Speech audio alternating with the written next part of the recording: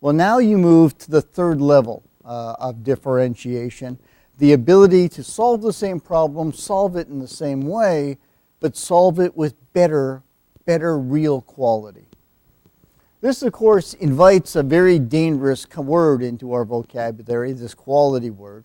And quality to me has always been one of the most dangerous words in business vocabulary because it means so much. It is, after all, half of the value equation. And yet, if you think about it, the term quality, when left unrefined, means nothing at all. It tells us absolutely nothing. So one of the things that we always tell businesses to do, if they decide to go on a quality platform, take a moment to sit back and ask yourself the very simple question, do we really know what quality means? Have we really taken the time to break it out into its component parts? And if we do that, then I'd like to encourage you to think about quality in a very different way than most people do. Most people think about quality as a form of adherence to some specification. You know, if the prescription calls for 60 tablets, I give 60 tablets, not 59, not 61. If the prescription calls for the customer to take it X number of times a day, then I want them taking it X number of times a day, not X plus 1, not X minus 1. We think about quality as adherence to specs. I would like you to think about quality, though, in terms of criteria. Whatever criteria the buyer uses to select a supplier. Because to me, the only reason we care about quality is that we care about buyer preference. And so if we ask the question, what are the non-price criteria that underlie a buyer's choice of supplier? Now we can understand why we might want to sponsor the neighborhood soccer team.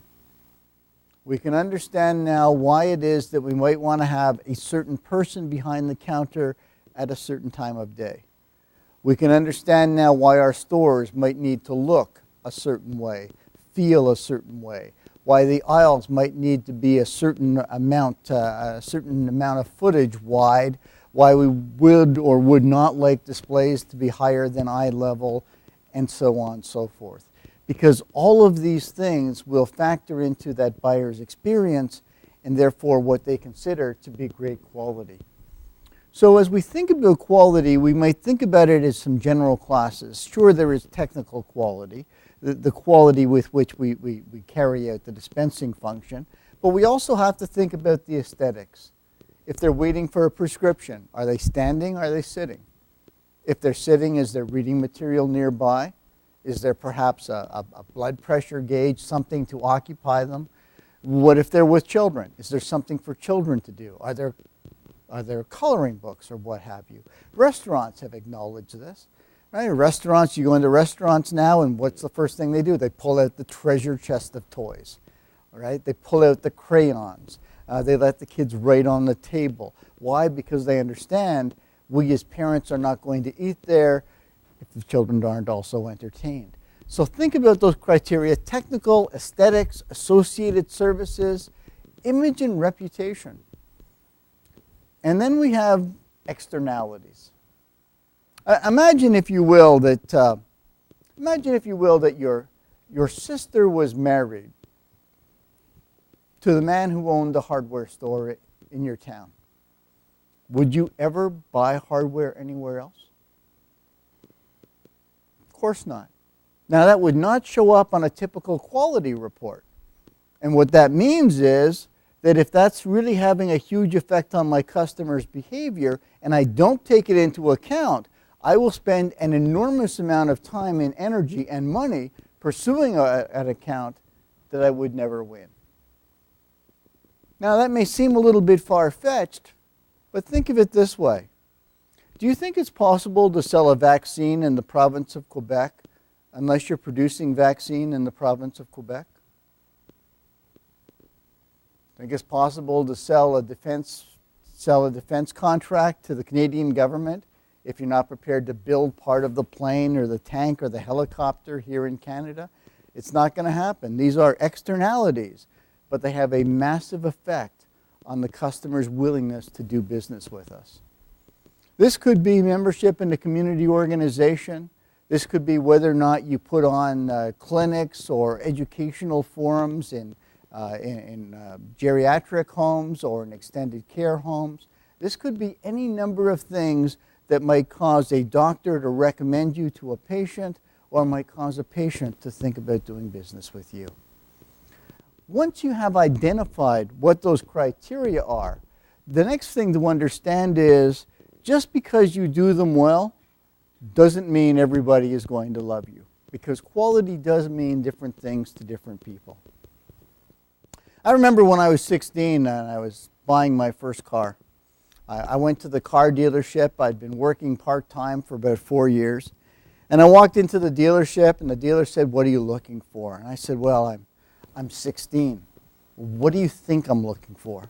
You know, I want speed, I want agility, I want the world's biggest 8-track tape player. And of course, I'm 16, I want a supermodel in the front seat.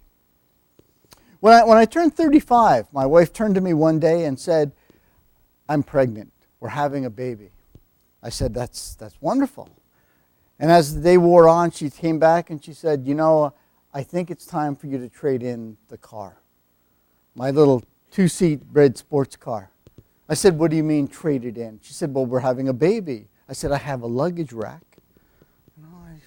What's the big deal?"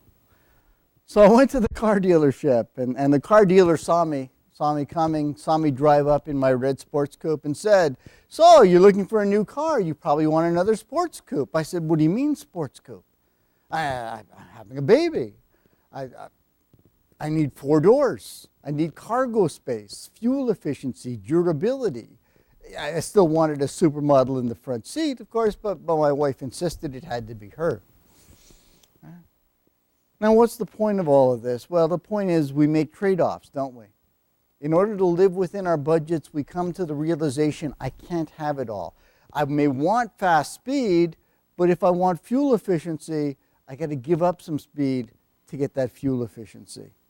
I may want the ability to have massive cargo space, but if I want massive cargo space, I'm probably not going to have sleek, agile lines to go with it. I'm going to have to give something up. So when we think about quality, we don't just stop and say, what are the criteria? We also ask the question, how important are each of those criteria relative to one another?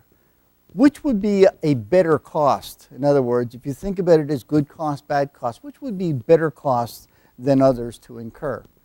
And then finally, what I want to know is, how well do I perform relative to the competition on each of those criteria?